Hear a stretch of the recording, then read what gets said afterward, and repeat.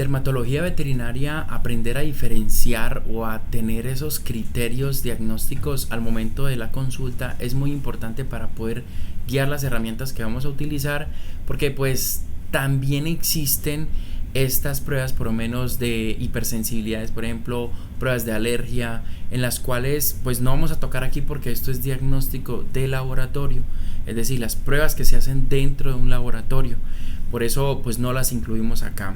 En esta lección vamos a ver lo que es las lesiones purulentas con prurito, las que incluso pueden llegarse a asociar bacterias con hongos.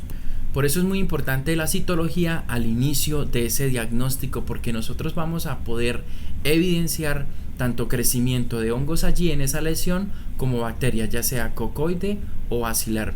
En este momento vamos a hablar sobre las purulentas con prurito. Entonces, recordemos que estos cultivos podemos seleccionar tanto cultivos aerobios como cultivos anaerobios, pero siempre antes de nosotros hacer un cultivo, hemograma, ALT, creatinina, parcial de orina, coprológico, en este caso un raspado, me parece espectacular hacerlo. Si de pronto nosotros sospechamos ya de enfermedades hormonales, tenemos que hacer de pronto un tricograma para poder identificar ciertas lesiones de los cabellos, para poder de pronto guiarnos en el diagnóstico presuntivo, porque todavía no podemos decir que es definitivo hasta que no hagamos los exámenes hormonales. En este caso estamos sospechando de la presencia de una bacteria.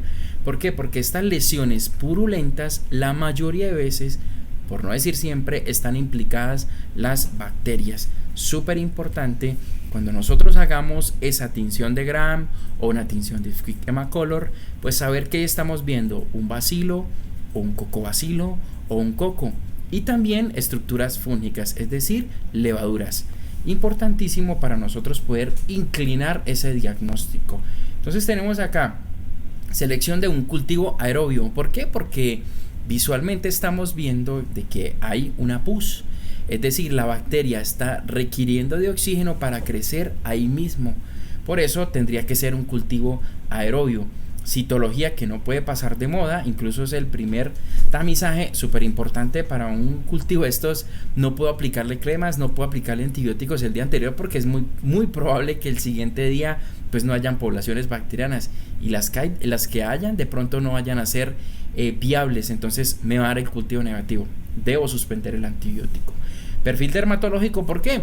Porque el paciente presenta prurito, y al haber prurito es muy probable que sea un hongo. Entonces, en el perfil dermatológico hablamos Microsporum canis, Trichophyton sp, como ya lo explicamos, todas las especies de Trichophyton, Cryptococcus neoformans, y sugerimos en nuestro recetario, cuando llamemos al laboratorio de microbiología, que me coloque los antibióticos probables, los que yo tenga en clínica, porque muchas veces nos colocan de pronto unos antibióticos de los cuales yo no tengo o son de uso intrahospitalario humano y no los puedo conseguir, entonces se pierde ese sensidisco allí. Por eso es importante que nosotros abajo le recomendemos al laboratorio que coloque 4 o 5 sensidiscos que yo tenga dentro de mi droguería. Una vez nosotros tengamos acá el diagnóstico, pues empezamos con nuestra terapia de antibióticos y vemos cuál vamos a hacer primero, porque si yo sospecho que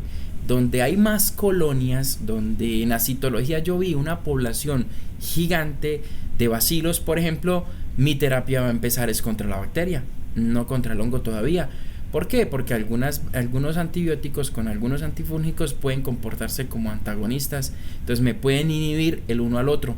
Es decir, empiezo con lo que donde tenga más población en citología. Entonces, si me da negativo, que puede pasar, entonces buscamos microorganismos en condiciones de crecimiento exigente, como lo vimos en las lecciones pasadas. Medios ya Sabarau, por ejemplo, con clorexina, por ejemplo, o necesito un cultivo anaerobio en condiciones de CO2, por ejemplo, o voy a buscar un diagnóstico diferencial para Histoplasma capsulatum, Blastomyces o coccidioides. Y importante pues que si existe molecular para esto, pues ponerme de pronto a nosotros a poner a corretear al microbiólogo a buscar qué tipo de medio de cultivo es el que más me aconseja pues podemos pasarlo mientras a una PCR tiempo real sonda para buscar estos microorganismos.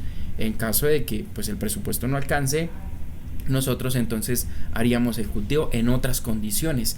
Importante, pues en estos cultivos de hongos sería bueno colocar sensidiscos. Lo que pasa es que son muy costosos y pues el tiempo se alarga un poquito más, y esto hace que pues mi paciente puede echar para atrás. Y como son hongos sistémicos los que estoy sospechando, si es el caso, pues el tiempo es oro. Nos vemos en la siguiente lección.